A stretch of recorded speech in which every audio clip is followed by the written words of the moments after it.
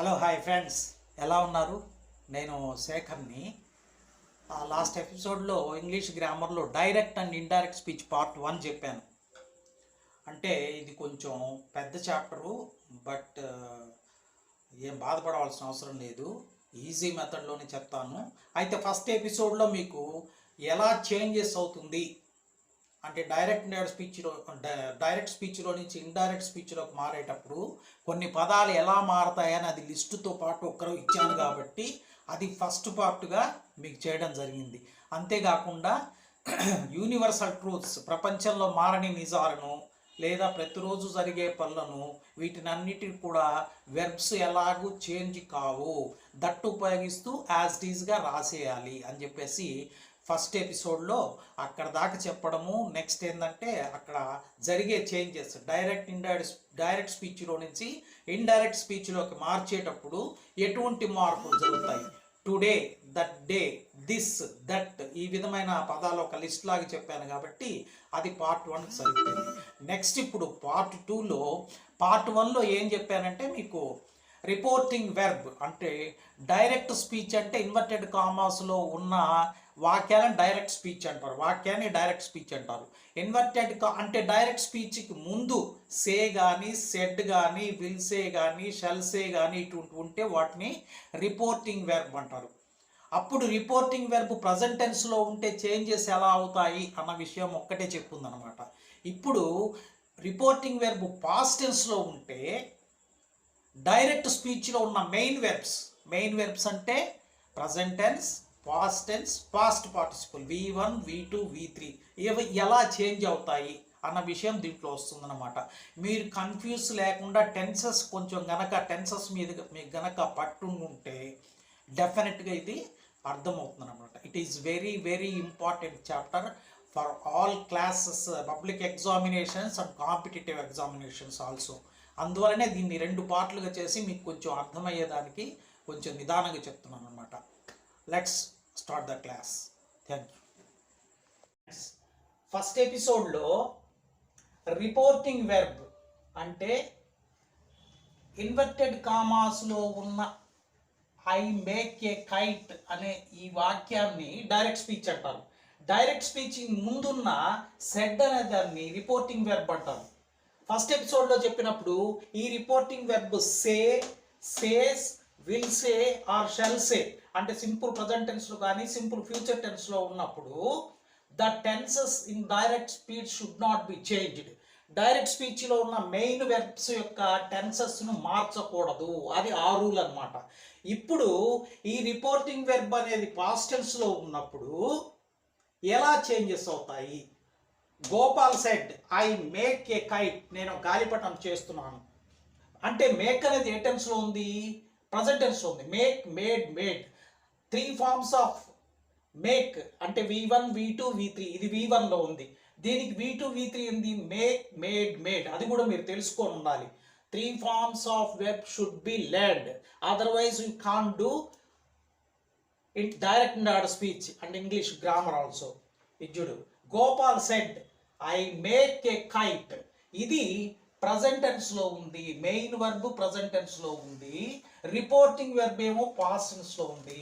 Reporting verb past టెన్స్లో ఉన్నప్పుడు main verb present టెన్స్లో ఉంటే దాన్ని పాస్ట్ టెన్స్లోకి మార్చేయాలి. ఇది చూడండి, గోపాల్ సెడ్, కామాలన్నింటినీ తొలగించాలి, దట్ ఉపయోగించాలి. అంటే రిపోర్టింగ్ వెర్బ్కి డైరెక్ట్ స్పీచ్కి మధ్యలో దట్. ఇక్కడ గోపాల్ చెప్తున్నాడు కాబట్టి ఐ. ఇక్కడ instead of Gopal we are saying so. I అనేది గోపాల్కి సంబంధించింది కాబట్టి ఇక్కడ మళ్ళా గోపాల్ అని పెట్టకుండా గోపాల్కు బదులు హీ, ప్రొనౌన్ అంటారు దీన్ని, హీ. మేక్ అనేది ప్రజెంట్ టెన్స్లో ఉంది కాబట్టి ఇది పాస్ట్ టెన్స్లోకి వెళ్ళిపోతుంది. Make, made. That he made A kite, full stop. So ఇక్కడ ప్రజెంట్ టెన్స్లో ఉన్న మెయిన్ వెర్బ్ ఏ టెన్స్లోకి వెళ్ళిపోయింది? పాస్ట్ టెన్స్లోకి మారిపోయింది. ఇలా మార్చాలన్నమాట. రెండోది చూడండి, he said I am going to a movie today. I am going to ఈ మూవీ టుడే. ఈరోజు నేను ఒక సినిమాకు వెళుతున్నాను అని చెప్పాడు. అతనికి బదులు మనం ఏం చెప్తాము? He said that. ఐ అనేది హీకి సంబంధించింది కాబట్టి హీ, ఇక్కడ ఐ వచ్చినప్పుడు ప్రజెంట్ టెన్స్ బిఫార్మ్ ఆఫ్ యామ్. ఇప్పుడు ఇది ప్రజెంట్ టెన్స్ లో ఉంది, దీన్ని మనం పాస్ట్ టెన్స్ లోకి మార్చాలి. అంటే యామ్ కు past tense was going to a movie today అన్నది దట్ డే అయిపోతుంది.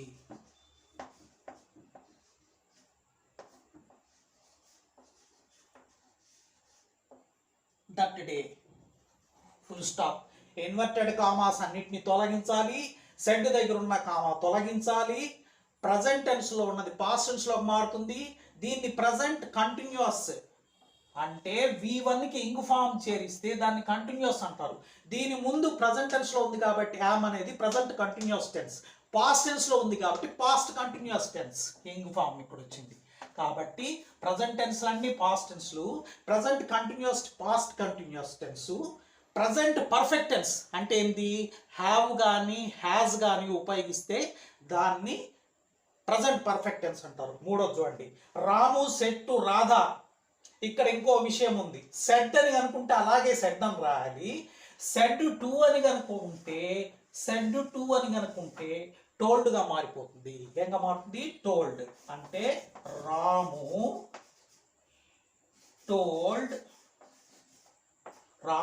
Told Radha.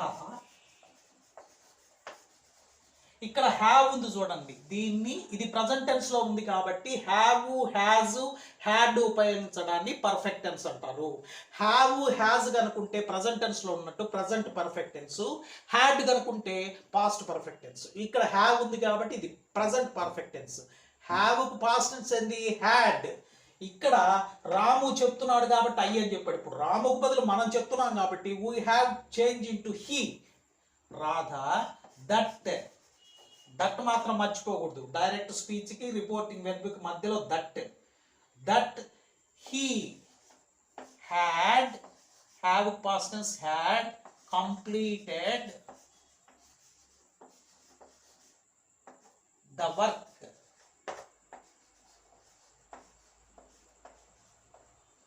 Completed the work. ఇక్కడ మనం ఏమి చేసాము? ఏమి చేయలే. Completed the work.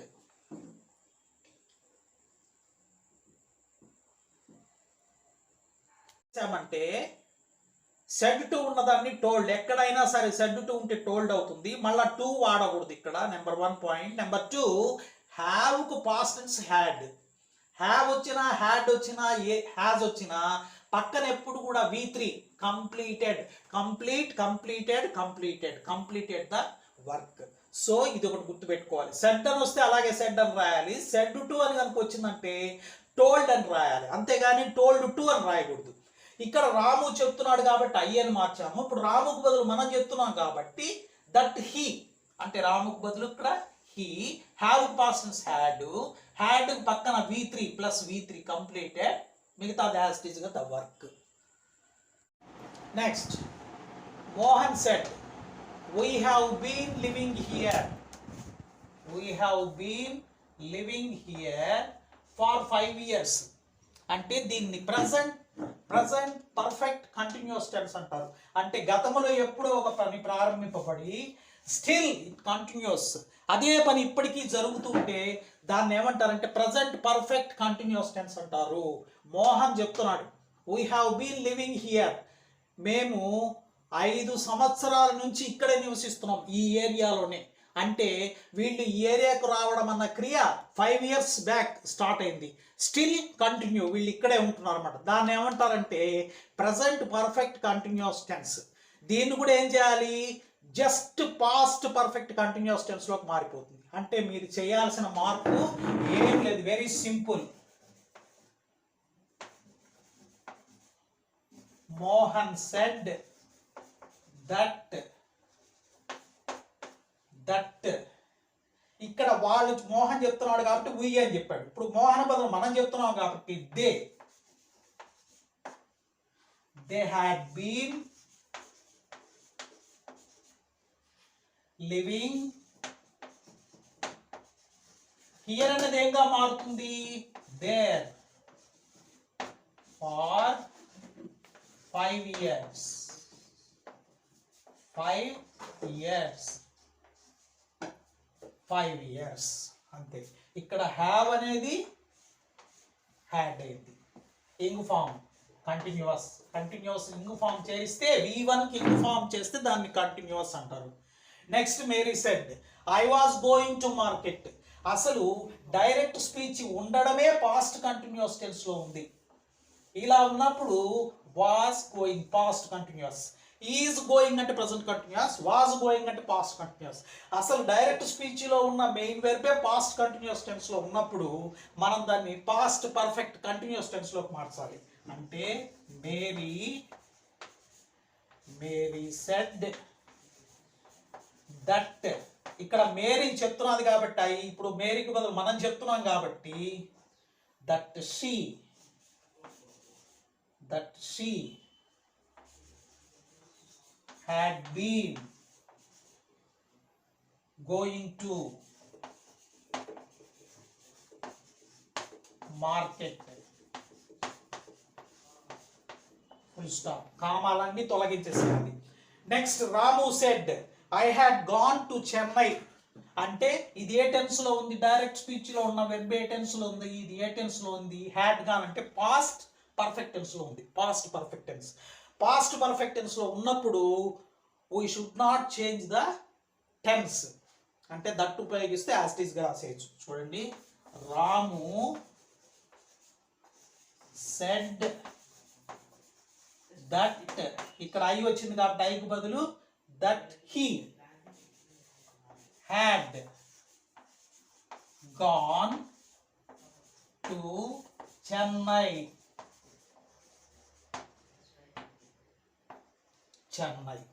Next Sita said to Madhu. ఇక్కడ మళ్ళా సెడ్ టు వచ్చింది చూడండి. సెడ్ టు వచ్చినప్పుడు టోల్డ్ గా మార్చాలి. Madhu I had been working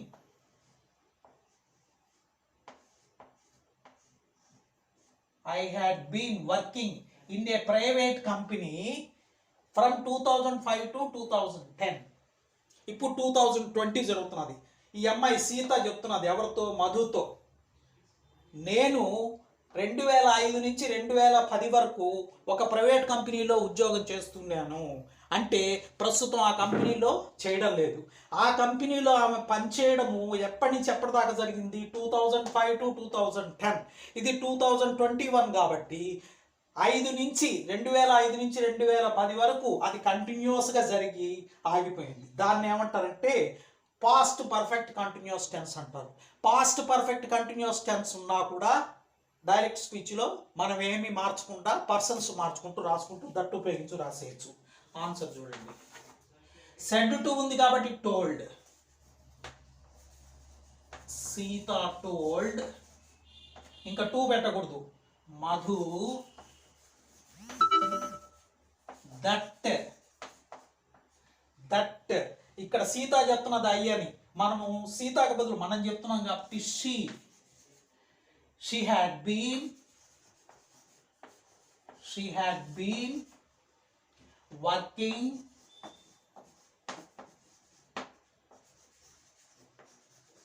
in a private company from 2005 to 2010. అంటే ఆమె చెప్పింది ఏమని, తాను 2005 నుంచి 2010 వరకు ఒక ప్రైవేట్ కంపెనీలో పనిచేస్తుందంట. అంటే ఇప్పుడు చేయడంలా, ఇప్పుడు ఆ కంపెనీ చేయకుండా వేరే కంపెనీలు చేరడమో లేకపోతే అసలు ఉద్యోగం మానేయడమో జరిగింది, అది వేరే సంగతి. కాబట్టి ఈ విధంగా పాస్ట్ పర్ఫెక్ట్ కంటిన్యూస్ టెన్స్ ఉన్నా కూడా ఏమి మారదు, దట్టు ఉపయోగిస్తూ యాజ్ ఇట్ ఈస్గా రాసేయాలి. ఇక్కడ దాకా అయింది. Next only one tense is there, future tense. ఒక 2 ఎగ్జాంపుల్స్ ఇస్తాను, కంప్లీట్ అయిపోతుంది. ఇది ఎగ్జాంపుల్ పెద్దదిగా, వాక్యం పెద్దది కాబట్టి పెద్దదిగా ఉంది, అంతేగాని దాంట్లో మ్యాటర్ ఏం పెద్ద ఉండదన్నమాట. అండి ఇది ఒక చిన్న నోట్ ఒకటి గుర్తుపెట్టుకోండి. డైరెక్ట్ స్పీచ్లో విల్ ఉంటే ఇండైరెక్ట్ స్పీచ్లో వుడ్. అంటే will past tense would, shall past tense should, can past tense could, may past tense might. Example చూడండి. Gopi said I will do the work. Will అనేది ఫ్యూచర్ టెన్స్ చెప్తుంది. Will shall, నేను work చేస్తాను భవిష్యత్తులో, ఇంకా చేయలే అంటే దీన్ని మార్చేటప్పుడు మనం ఏం చేయాలి, విల్కు పాస్ట్ టెన్స్ వుడ్ అని రాసేయాలి. ఇక్కడ పర్సన్ చేంజ్ చేయాలి. గోపి సెడ్ దట్, ఇక్కడ గోపి చెప్తున్నాడు కాబట్టి ఐ, గోపి బదులు మనం చెప్తున్నాం కాబట్టి he, will past tense would do the work.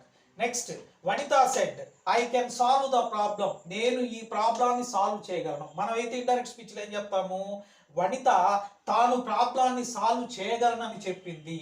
అంటే వనిత సెడ్ దట్, ఇక్కడ వనితకు ఐ అనేది వనిత సంబంధించింది కాబట్టి మనం చెప్తున్నాం కాబట్టి వనిత లేడీ కాబట్టి she can past tense could solve the problem. ఇవన్నీ టెన్సెస్. ఇవి ఏంటంటే కొంచెం టెన్సెస్ అంటే డైరెక్ట్ ఇండైరెక్ట్ స్పీచ్. ఈ టెన్సెస్ ఇలా చేంజ్ అవుతూ వస్తాయి. వీటిలో ఏదన్నా మీకు కనుక డౌట్స్ కనుక ఉంటే కామెంట్స్లో పెట్టండి, నేను క్లియర్ చేస్తాను. Thank you for watching. చూశారు కదండి, ఈ వీడియో కనుక మీకు నచ్చితే షేర్ చేసి, లైక్ చేసి, సబ్స్క్రైబ్ చేయవలసిందిగా కోరుకుంటున్నాను. Thank you very much.